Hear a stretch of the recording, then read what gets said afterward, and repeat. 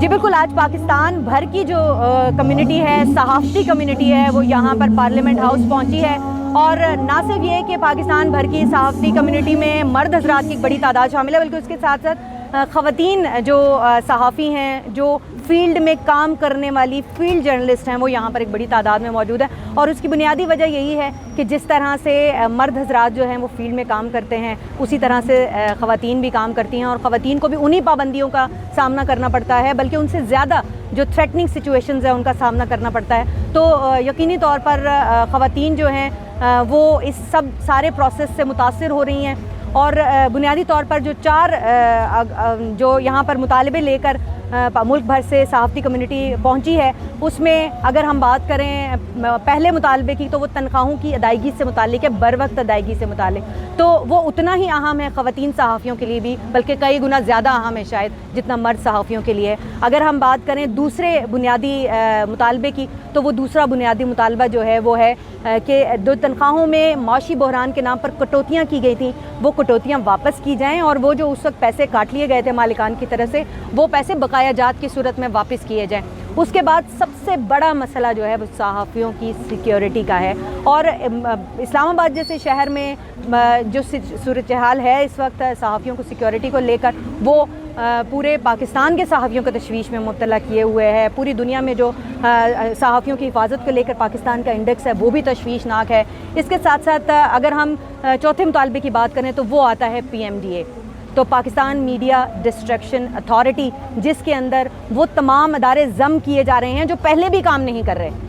और अगर आप उन इदारों को जो इंडिविजुअली काम कर रहे थे, पैमरा कर रहा था, ATNA कर रहा था, सब चीज़ें कर रहे थे, तो वो उनको अगर आप काम में नहीं ला सके, तो आप किस तरह से फिर वो जो सारा एक गुलदस्ता जो है वो एक जगह पे जमा करेंगे, और बग़ैर किसी कंसल्टेशन के।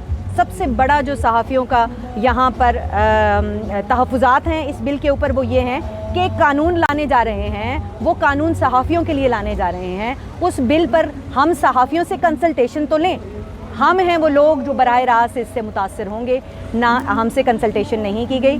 उसके बाद जो कंसल्टेशन नहीं की गई, तो अब जो सहाफ़ियों को सबसे बड़ा थ्रेट है वो यही है कि जिस तरह से पहले इस हुकूमत की जानिब से दर्जनों बिल्स जो हैं वो एक एक दिन में इस कौमी असम्बली से, इस सेनेट से पास कराए गए हैं, बिलडोज़ कराया गया है, इसी तरह से जो ये अथॉरिटी है इसको भी ऑर्डिनेंस की शक्ल में लाकर बिलडोज़ किया जाएगा और सहाफ़ियों के सर पर थोपा जाएगा। तमाम स्टेक होल्डर्स के साथ मुशावरत बहुत ज़रूरी है। आप सारा जो कर रहे हैं उसकी कोऑर्डिनेटर भी हैं, क्या ये सस्टेन करेगा आज पूरी रात? और कल जिस तरह पार्लियामेंट का इजलास है उसमें आप पहले ही जो वॉकआउट कमेटी के चेयरपर्सन भी आपने अनाउंस कर दिया कि वॉकआउट होगा प्रेस का, तो कल फिर यहाँ पे हम देखेंगे कि सहाफ़ी मौजूद होंगे या ये फिजल आउट हो जाएगा? ये कल नहीं आप देखेंगे, ये आप देखना शुरू हो चुके हैं।